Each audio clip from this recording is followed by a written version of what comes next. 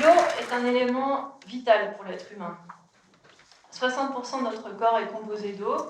Nous buvons de l'eau tous les jours. Et cette image derrière moi évoque certainement pour vous la santé, la vie, l'eau minérale, l'eau de source, l'eau qui descend de montagne.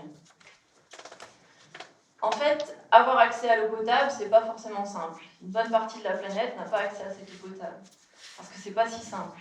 Derrière ce geste simple d'ouvrir le robinet et se servir un verre d'eau, se cache un processus relativement complexe, qui commence ici dans le milieu naturel de l'eau.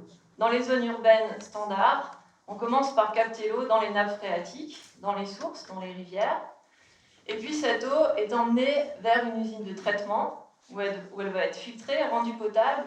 On va éventuellement rajouter des agents pour qu'elle reste potable encore un certain temps. Ensuite, elle va être stockée dans des réservoirs, dans des châteaux d'eau, et puis elle va être mise à votre disposition à la demande. Ensuite, une fois que vous aurez consommé l'eau, les eaux usées vont être collectées et puis amenées vers une station d'épuration où elle va être encore nettoyée et puis remise dans son milieu naturel. Pour parcourir ce cycle, l'eau doit se déplacer. Et cela, elle ne peut pas le faire naturellement. On doit apporter de l'énergie à l'eau pour qu'elle puisse circuler le long de ce cycle.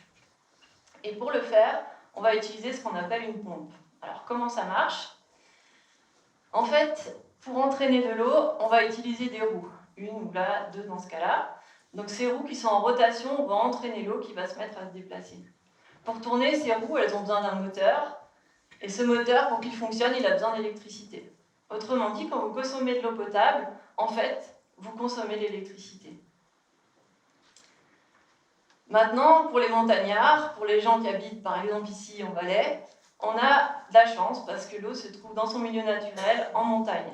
On a des sources en altitude, ce qui fait qu'on peut faire cette étape de captage en altitude, ensuite mettre l'eau sous pression dans une conduite, amener cette eau vers une usine de filtration, ensuite vers un château d'eau ou un réservoir de stockage, et puis ensuite elle sera mise à votre disposition.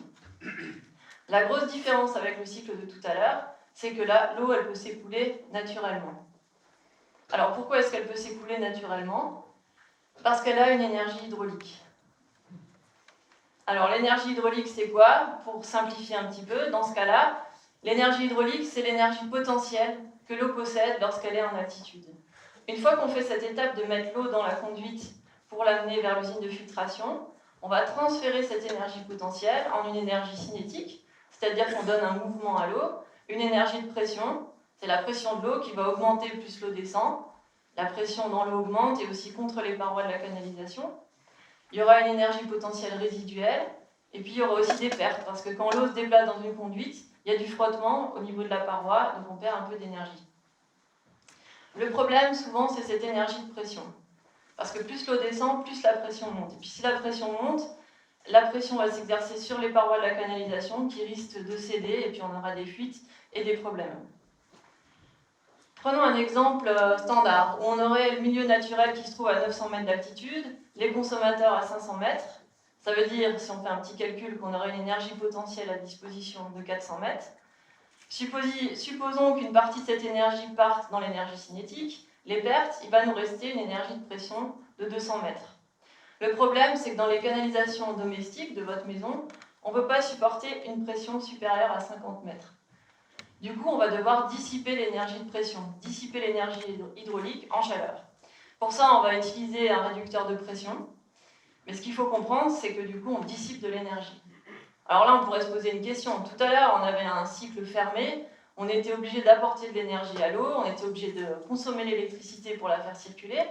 Et puis là, l'eau, elle descend toute seule. Et en fait, elle a trop d'énergie. On est obligé d'en dissiper.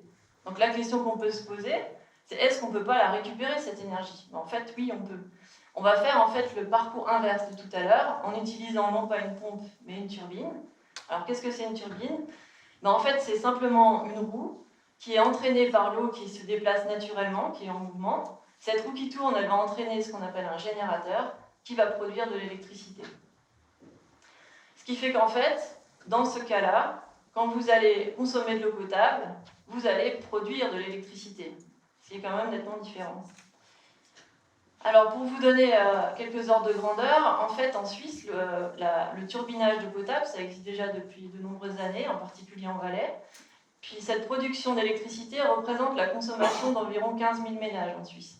Puis ce qui est intéressant, c'est qu'il y a encore un grand potentiel sur les réseaux d'eau potable. En général, on utilise des turbines Pelton, je vous ai mis un petit dessin ici. Vous en avez peut-être déjà vu, souvent des plus grandes, dans les grandes usines hydroélectriques qu'on a ici en Valais, comme à Biodron par exemple. Ben nous, on en fait des plus petites pour les réseaux d'eau potable, parce que les puissances sont plus faibles. Donc au lieu de dissiper l'énergie, on produit de l'électricité avec ces machines. Le problème, c'est que dans certaines situations, les consommateurs se situent relativement proches du milieu naturel. Ce qui veut dire qu'en fait, on a une énergie potentielle qui n'est pas très importante. Dans ces cas-là, la turbine Pelton ne fonctionne pas. Donc la question qu'on peut se poser, c'est est-ce qu'on ne peut pas trouver un nouveau système pour qu'on puisse continuer à produire de l'électricité, même sur les réseaux d'eau potable où il y a un peu moins d'énergie. Alors c'est ce qu'on a décidé de faire à la HESSO Valais, en collaboration avec le PFL et puis 3 entreprises valaisannes. Vous avez peut-être eu l'occasion de voir d'ailleurs cette machine à l'Espace Innovation tout à l'heure.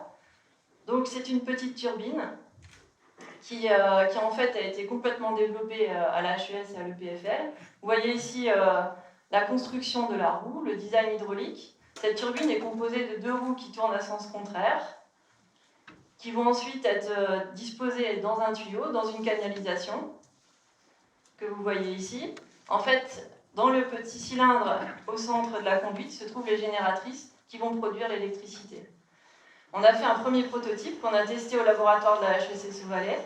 Et puis, on est en train de tester les performances de cette machine. Et si les résultats sont concluants, on installera cette machine sur un site pilote qui se situe sur la commune de Sapiez. Alors, prenons maintenant un petit peu de recul par rapport à cette production d'électricité. En fait, en Suisse, l'hydroélectricité, c'est environ 56% de la production d'électricité. On a aussi un peu de nucléaire, 38%. Et puis l'électricité qui provient un peu d'éolien et de solaire, mais c'est encore relativement faible, et puis des sources thermiques. Alors sur les 56% d'hydroélectricité, il y en a 5% qui sont produits par la petite hydroélectricité, c'est-à-dire des centrales de petite puissance inférieures à 10 MW. Et ce qui est intéressant, c'est qu'il y a encore un grand potentiel, parce que construire des grands barrages en Suisse, on va peut-être essayer, mais c'est compliqué, parce qu'il y a un impact sur l'environnement qui peut être important. Alors que pour la petite hydraulique, on a un fort potentiel et on peut limiter cet impact, par exemple en installant des turbines sur les réseaux d'eau potable. Puisque c'est une infrastructure existante, on a juste à venir découper un morceau de tuyau, venir mettre notre turbine et on produit l'électricité. Donc, pour conclure, ce soir vous avez compris que vous êtes peut-être dans la situation où lorsque vous vous servez un verre d'eau à la maison, indirectement vous produisez l'électricité qui sert peut-être à alimenter la batterie de votre Natel, mais ne sautez pas les étapes. Merci.